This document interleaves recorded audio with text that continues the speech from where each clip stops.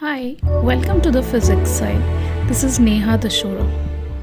Hello everyone, आज की video में हम डिस्कस करने वाले हैं apparent weight of a man in a lift. अगर एक पर्सन एक लिफ्ट में है तो लिफ्ट के अलग अलग टाइप के मोशन में उस पर्सन का अपेरेंट वेट उसके एक्चुअल वेट से कितना डिफरेंट होगा, ये हम लोग डिस्कस करेंगे। So let us begin. यहाँ पर जो फर्स्ट केस हम ले रहे हैं वो है व्हेन लिफ्ट इज स्टेशनरी और इन यूनिफॉर्म मोशन, यानी या तो लिफ्ट मूव नहीं कर रही है, स्टेशनरी है, या फिर मूव कर रही है तो कांस्टेंट वेलोसिटी से, दैट मीन्स यूनिफॉर्म मोशन में है। सो इस सिचुएशन में यूनिफॉर्म मोशन का मतलब होता है जीरो एक्सेलरेशन। तो यानी या तो वेलोसिटी जीरो होगी या कांस्टेंट होगी। अब आप सबसे पहले देखिए इस डायग्राम में, अगर कोई पर्सन लिफ्ट में है या किसी भी सरफेस पे कॉन्टैक्ट सरफेस है तो वहां पर एक उसका वेट लगता है वर्टिकली डाउनवर्ड्स और एक लगता है normal direction vertically upwards. Now first situation में चाहे वो स्टेशनरी हो चाहे वो यूनिफॉर्म मोशन में हो, acceleration will always be zero case first के लिए। सो फर्स्ट केस में एक्सेलरेशन जीरो है। इसका मतलब second law of motion F is equal to m a.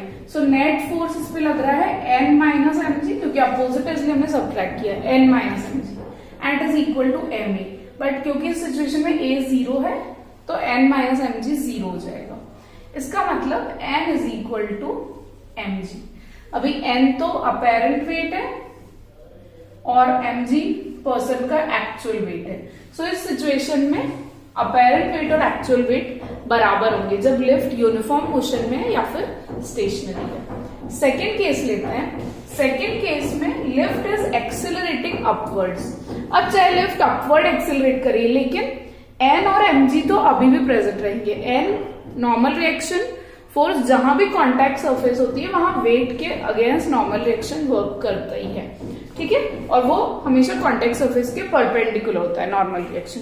सो वो तो रहेगा, लेकिन यहाँ साथ में एक पॉजिटिव एक्सेलरेशन अपवर्ड डायरेक्शन में वर्क कर रहा है। Positive acceleration is working in upward direction. So इसका मतलब क्या हुआ, एक net positive acceleration upward direction में, यानी कि नेट फोर्स जो इस पे लगेगा वो वर्टिकली अपवर्ड्स लगेगा। इसका मतलब force n minus m g होगा नेट फोर्स, और वो m a plus m a होगा बिकॉज a इज पॉजिटिव।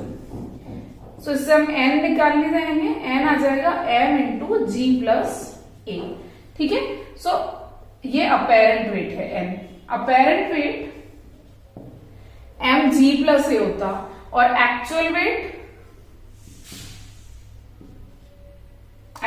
क्या होता, एक्चुअल वेट होता है एम जी, मैंने बताया था। सो हम क्या देखते हैं, m g plus a obviously greater than m g होगा। इसका मतलब इस सिचुएशन में apparent weight greater than actual weight होगा, क्योंकि अपेरेंट एक्सेलरेशन ज्यादा है तो वेट भी ज्यादा होगा, ठीक है। तो कुल मिला के हमें हर सिचुएशन में अपेरेंट वेट फाइंड करने के लिए नॉर्मल रिएक्शन n फाइंड करना है और एक्चुअल वेट तो किसी भी ऑब्जेक्ट का mg ही होता है। सो उससे कंपेयर कर लेंगे। सो इस केस में अपेरेंट वेट mg प्लस है, एक्चुअल वेट mg से ज्यादा होता है, ठीक है। थर्ड केस लेते हैं। केस थर्ड है when the lift is retarding upward. First case हो गया हमारा, सेकेंड केस हमने कर लिया, थर्ड केस है when the lift is retarding upwards. Retarding upwards means move तो अपवर्ड्स कर रही है, ठीक है, नेट फोर्स तो अपवर्ड लग रहा है लेकिन रिटार्डेशन यानी नेगेटिव एक्सेलरेशन इस पे एक्ट कर रहा है। तो इस पे net force n minus m g लगेगा, लेकिन वो m इंटू माइनस ए के बराबर होगा, क्योंकि नेट फोर्स नेगेटिव है।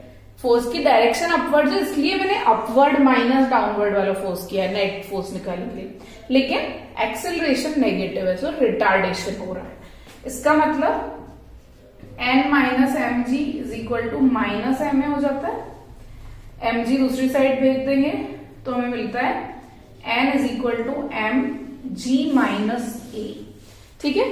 सो हम क्या देखते हैं, और यही तो अपेरेंट वेट है, अपेरेंट वेट, तो हम क्या देखते हैं, apparent weight m g minus a और एक्चुअल वेट तो हमेशा एम जी होता है। एक्चुअल वेट क्या है, एम जी। सो क्लियरली पता चल रहा है यहाँ पर कि अपेरेंट वेट एक्चुअल वेट से कम है, क्योंकि अपेरेंट एक्सेलरेशन एक्चुअल एक्सेलरेशन से कम है, सो यहाँ पर क्या हो रहा है, apparent weight is less than actual wait, right. ये हमारे थर्ड केस का रिजल्ट है। अभी हम बात करते हैं केस फोर्थ की। केस फोर्थ है जब लिफ्ट डाउनवर्ड एक्सेलरेशन कर रही है, दैट मीन्स उसका एक्सेलरेशन पॉजिटिव है बट उसकी डायरेक्शन डाउनवर्ड, यानी नेट एक्सेलरेशन, नेट फोर्स उस पर डाउनवर्ड डायरेक्शन में लग रहा है, वो भी पॉजिटिव, मतलब उसकी स्पीड लगातार बढ़ रही है और वो नीचे की तरफ जा रही है, वर्टिकली डाउनवर्ड जा रही है। तो इस केस में उस पर वर्टिकली डाउनवर्ड एक्सेलरेशन लग रहा है, वो भी पॉजिटिव। इसका मतलब यहां पर नेट फोर्स निकालने के लिए हमें mg माइनस एन लेना पड़ेगा। क्यों? क्योंकि नेट फोर्स डाउनवर्ड लग रहा है तो डाउनवर्ड वाला ऑब्वियसली डोमिनेंट है, सो इसलिए mg माइनस एन। ठीक है, अभी तक हम अपवर्ड के लिए n माइनस mg ले रहे थे, अभी क्योंकि डाउनवर्ड आ रही है इसलिए mg माइनस एन, ये आपको ध्यान रखने की बात है। Understood? Okay, so mg minus n is equal to m into plus है, दैट इज प्लस ma। ठीक है, इससे हम n निकाल लेते हैं, n हो जाएगा m g माइनस a, और n तो आपको पता ही है अपेरेंट वेट होता है, जबकि एक्चुअल वेट क्या होगा इसका, mg। तो अगेन जैसा रिटार्डिंग अपवर्ड्स में था, same situation, same apparent wait accelerating downwards में आ जाता है, एंड क्लियरली हमें पता चल रहा है कि apparent weight is less than actual weight when the lift is accelerating downwards. Last and the final case, it is retarding downwards. That means net force तो downwards ही लग रहा है, net acceleration तो downwards ही लग रहा है, लेकिन retardation हो रहा है। retardation मतलब negative acceleration हो रहा है। So इसमें क्या होगा, अगेन क्योंकि net force downward लग रहा है तो mg माइनस एन लेंगे, लेकिन retardation मतलब एम ए नहीं होके माइनस एम ए, जैसे कि हमने यहां लिया था। जब भी रिटार्डेशन होता है तो नेगेटिव एक्सेलरेशन, इसलिए नेगेटिव फोर्स लगेगा। So m g minus n is equal to minus m a. इसका मतलब एन की वैल्यू होगी, एन इधर लिख देंगे, माइनस एम इधर, दोनों पॉजिटिव हो जाएंगे, एम जी प्लस ए। ये है इसका अपेरेंट वेट। और आपको पता ही है एक्चुअल वेट क्या होता है, एम जी, मैंने बता दिया ऑलरेडी। सो हम क्या देखते हैं, अपेरेंट वेट अगेन यहाँ एक्चुअल वेट से ज्यादा है, apparent weight is more than actual weight. So इस तरह से डिफरेंट सिचुएशंस में apparent weight of man in a lift उसके एक्चुअल वेट से अलग हो सकता है, वो हमने यहाँ डिस्कस किया।